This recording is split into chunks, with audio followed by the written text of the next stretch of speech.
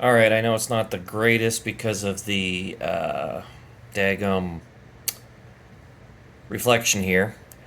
However, um, wanted to show my progress at least on the operating system side of my RetroMod jukebox that I'm building and share this. I'm going to actually be gutting this Raspberry Pi 400 and just using the board along with its heat shield in the jukebox. And I'm using the Constakang Android 11 TV build.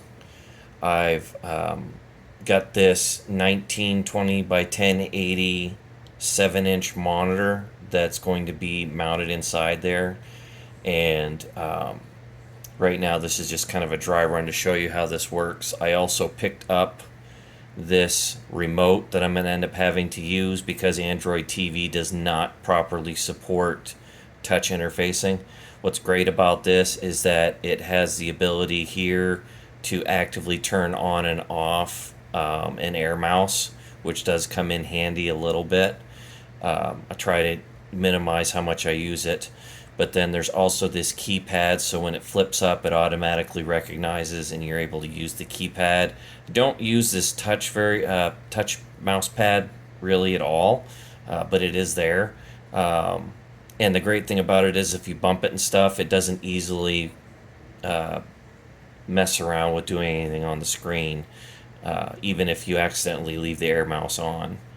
So these media buttons actually do work. The TV button doesn't work. Button Mapper is not actually able to recognize it, so that can't work. But sometimes as well, the menu button doesn't work. But I'll go ahead and show you here real quick. I'm using the 7-op TV Launcher 2 launcher. So it doesn't boot up to that natively, unfortunately. I'm still trying to work on a way to figure this out. If I go in and disable the native Android TV launcher altogether, then I'm kind of running into some problems. But I'll go ahead and get the power redone.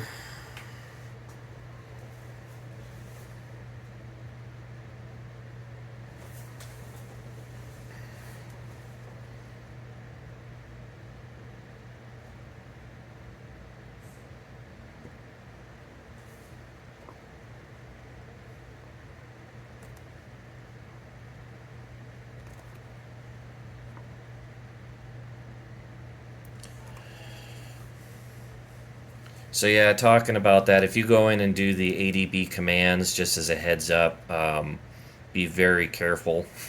I actually ended up blowing up my build because I disabled one too many things, and then it totally crapped out on me. I'm thinking it's some type of permissions issue with Android 11 because when I actually try to go in and natively set this, it just does not actually set up as being the default launcher. So like I said here, we'll go ahead, press the home button once it comes all up all the way. And now here we are, we're at this slimline interface that will work out much better. So I have the ability to, right now, the really sweet thing about this is that, of course, you can put stuff in here, right? So right now I have YouTube on here. I have a dedicated email address with YouTube Premium, so that way I don't have to worry about ads and all that crap on the thing once it's installed. Plex natively and I'll walk through a little bit on that and why I have it there. iHeartRadio, Amazon Music. I do have Plex Amp side-loaded, so if you're familiar with it, if you own a Plex Pass, you have access to the Plex Amp app, which actually works really, really nicely. And then down here, I'll end up having to show you, this right here is actually a task button. It's kind of a kludgy way to get around it, but Plex Amp, Amazon Music, iHeartRadio, they actually do not stop, so they'll still play in the background. And you don't necessarily always remember that you need to go in and pause a track, but then of course it's just going to run the app in the background actively. So instead, to kind of give you a quick idea, go ahead and launch iHeartRadio. Turn this down.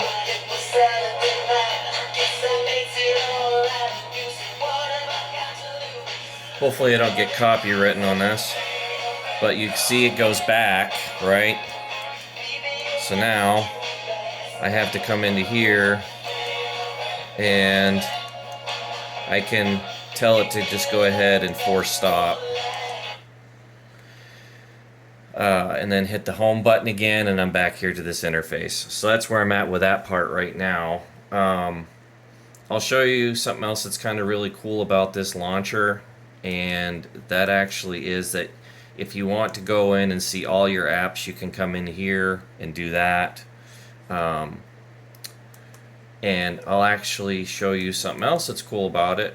You can natively get into the Android system settings if you have to here. And then I'm going to go ahead and add actually VLC media player so you can see how this works. It's kind of nice and slick. So I'm going to go ahead and select Edit Layout. And here on this row with Amazon Music, I'm going to go ahead and hit the plus sign. I'm going to add a large tile.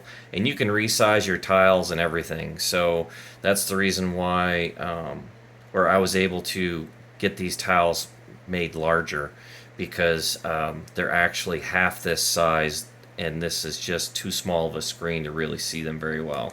So now I can come over here and highlight that tile, add an application, and in this case I'm going to add VLC. And then now I can also add my own tile image. So I'm going to go ahead and change the tile image, and in this case I'm going to create it from the application icon or banner, but you can actually access your local storage. There's a few different options here, but I'm just going to go ahead and use the one that's native. So now you see that that's there, and scroll down here, hit the check mark, and now VLC is added. And so now I can go into my library and I can actually select different media. And the reason why I have this here is because I'm going to have around 250 gigs to 500 gigs of local copies of videos and actual music. So I have that there, and then of course it can handle the playlists, and I'll just go into this playlist, select play, and of course it's kind of nice because it has the video here, and that's actually from a YouTuber by the name of The Reflex. And that's pretty much where I'm at right now with it. Actually, let me come in here, and I'm going to go ahead and stop VLC, force stop that. I find it, so that's one thing that's kind of crappy. I'm trying to figure out a different solution rather than this background app that's in here. It's I'll go ahead, and once I find something better, hopefully, I would pay for it if I could, but it doesn't even give you an option, so it always plays ads after every so many times you use the application. But you can do some pretty cool stuff with it. You can actually close multiples. Now when you choose to close multiples, it actually will just go into the settings menu for apps, and as you go through each app it just moves along to the next app. So it doesn't like force everything closed, which is kind of stupid, but I guess it's trying to work around the security parameters of Android. You can actually whitelist apps, so even though you choose to set up, for example, close multiple with the whitelisting, then it'll actually skip those and it doesn't do anything. You can close all apps. You can change the layouts. It's got some preferences and things like that. So it's kind of nice in that regard. So now I'm gonna go here into Plex Amp for stop.